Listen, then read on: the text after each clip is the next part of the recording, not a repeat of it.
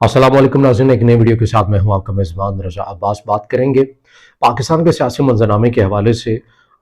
तासुर यही था कि आम इंतखाबात का इनेकाद अगर मुल्क के अंदर हो जाता है, जो कि इंतखाबात से मुतल्लिक बड़ी बेयकीनी की सूरत हाल थी, तो ये उम्मीद ज़ाहिर की जा रही थी कि कम अज़ कम ये जो तमाम तर चीज़ें हो रही हैं, सियासी तौर के ऊपर बहरान है, माशी तौर के ऊपर बहरान है, इसके एक ही फार्मूला है। अगर आप इन तमाम चीज़ों का जो बहरान है वो ख़त्म करना चाहते हैं तो वो है आम इंतखाबात का इनेकाद। आम इंतखाबात का इनेकाद 8 फरवरी 2024 को हुआ, मगर उसके नताइज से मुतल्लिक जो खबरें आना शुरू हो गई और उसके बाद फिर ताख़ीर हुई। इलेक्शन कमीशन का जो सिस्टम है हस्बे मामूल एक बार फिर से बैठ गया, ख़राब हो गया, और उसकी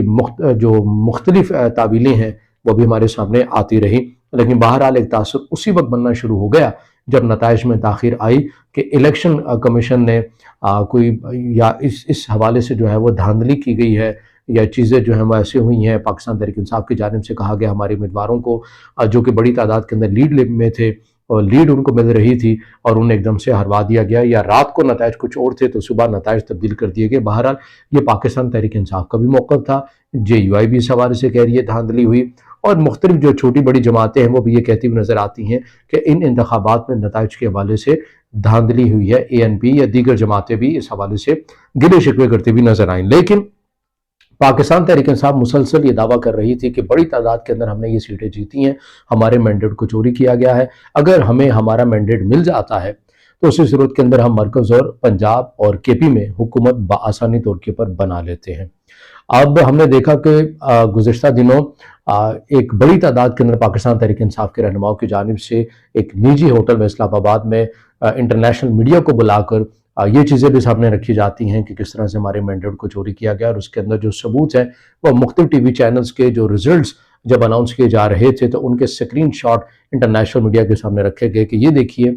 हमारे साथ जो है वो धांधली की गई है, हमारे मैंडेट को चोरी किया गया है। लेकिन अब और आज की बड़ी खबर जो सामने आई वो कमिश्नर रावलपिंडी की जानिब से ये खबर सामने आती है कि धांधली की गई है, मुझसे धांधली करवाई गई है, और 50-50 या 70,000 की लीड जो है, फेक लीड जो है, वो उम्मीदवारों को दिलवाकर उन्हें जितवाया गया है। इसके ऊपर दबाव था। अब किसका दबाव था वो ये कहने के लिए तैयार नहीं है। चीफ जस्टिस को उन्होंने कहा है कि वो भी जिम्मेदार है, इलेक्शन कमीशन को उन्होंने जिम्मेदार करार दे दिया है, सियासी हवाले से बातें करते हैं। तो ये तमाम चीज़ें कमिश्नर रावलपिंडी की जानिब से आई है, जिसने जो पाकिस्तान तहरीक इंसाफ का बयानिया एक तासुर या एक चीज़ है बयानिया मुसलसल धांधली के हवाले से, उसको तक़वियत मिली है। अब कमिश्नर रावलपिंडी के हवाले से बात करें तो 13 मार्च को वो रिटायर हो रहे हैं अपने ओहदे से। ऐसे मौके के ऊपर उनकी एक बहुत बड़ी स्टेटमेंट सामने आ जाना, ज़ाहिर है, ये याद रखिए कि ज़ाहिरी तौर के ऊपर तो ये जो चीज़ें सामने आई हैं, जो स्टेटमेंट उनकी सामने आई है, ये इल्ज़ाम है या फिर आप दावा उनका कह लें।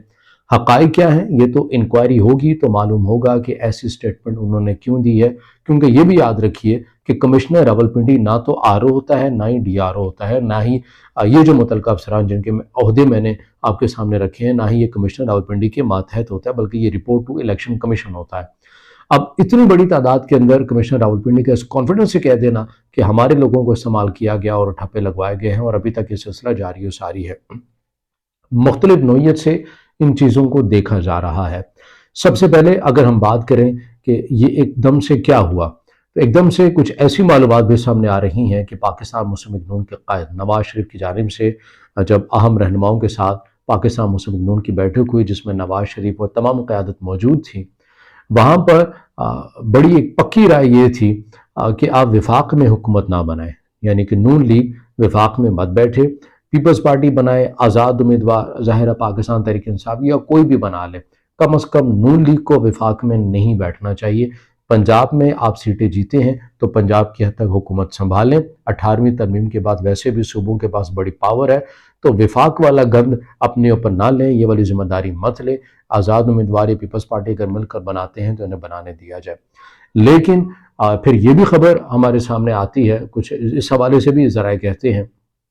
कि कुछ हलकों की जानिब से इस चीज़ के हवाले से तहफ़्फ़ुज़ात का इज़हार किया गया। नवाज शरीफ को ये पैगाम पहुँचाया गया कि अगर आपने ऐसा किया कि यानी कि आप विफाक में ना बैठे तो सूरत हाल फिर यकसर पंजाब के हवाले से भी तब्दील होती हुई आप देखेंगे। अब कमिश्नर रावलपिंडी के इस बयान को इस तनाज़ुर में भी देखा जा रहा है कि ज़ाहिरी तौर के पर नवाज शरीफ को पैगाम पहुँचाना मकसूद था, لیکن اور پھر اس کے ساتھ ساتھ یہ چیزیں بھی سامنے آ رہی ہیں کہ موجودہ جو کمشنر راولپنڈی جن کی طرف سے یہ اسٹیٹمنٹ آئی ہے سامنے، سابقہ D G I S I فیض حمید سے بھی بتایا جا رہا ہے کہ وہ ان کے بڑے قریب تھے۔ پھر یہ بھی ایک تھیوری موجود ہے کہ میاں اسلم جو کہ پاکستان تحریک انصاف نے نامزد کیا ہے انہیں وزیر اعلیٰ پنجاب کے لیے، ان سے بھی ان کی ملاقات ہے اور اس کے بعد ایسی اسٹیٹمنٹ سامنے آ جانا۔ یہ تمام وہ تھیوریز ہیں جن کے اوپر باتیں کی جا رہی ہیں۔ اگر الزامات کی حد تک بات کریں 50 یا 70 ہزار کی لیڈ کے حوالے سے، تو آپ ان حلقوں میں ڈویژن راولپنڈی ڈویژن کی اگر ہم بات کریں، اس کے اندر مختلف حلقے آتے ہیں، تو تمام حلقوں میں چاہے وہ NH56 ہے، 57 ہے، 55 ہے، 54 ہے، آپ ان کے نتائج نکالیے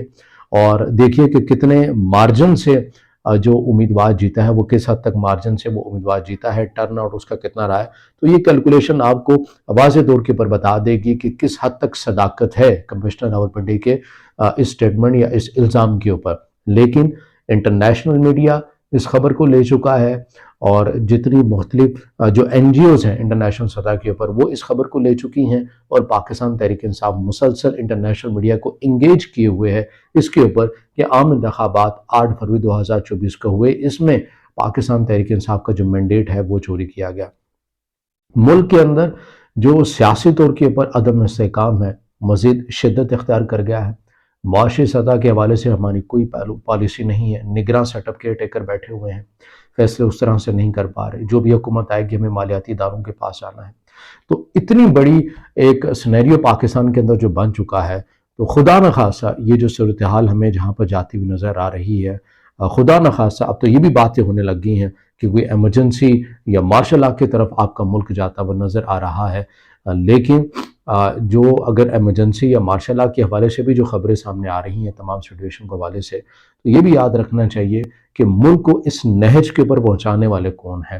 تجربہ گاہ اس ملک کو کس نے بنایا ہے۔ چلتی ہوئی حکومتوں کو گرا دینا پھر لے آنا، یہ وہ تمام چیزیں ہیں، ان کے اوپر پالیسی سازوں کو سوچنا ہوگا اور اب اس سلسلے کے دروازے کو بند کرنا پڑے گا۔ ہم متحمل نہیں ہو سکتے ہیں مزید کسی بحران کے۔ عام آدمی کی زندگی کو دیکھیے، وہ زندگی کیسے گزار رہا ہے، آپ کی کوئی معاشی پالیسی، کوئی میکنزم موجود نہیں ہے۔ کمشنر راولپنڈی نے آپ ان الزامات کی تحقیقات کریں گے، آپ ثابت کریں گے کہ سچ ہے جھوٹ ہے، یہ ثابت کرنا بھی چاہیے، لیکن جو تاثر بن گیا ہے، جو ایک امیج ڈیولپ ہو گیا ہم انتخابات 2024 سے متعلق، اسے آپ چاہ کر بھی نہیں مٹا سکیں گے۔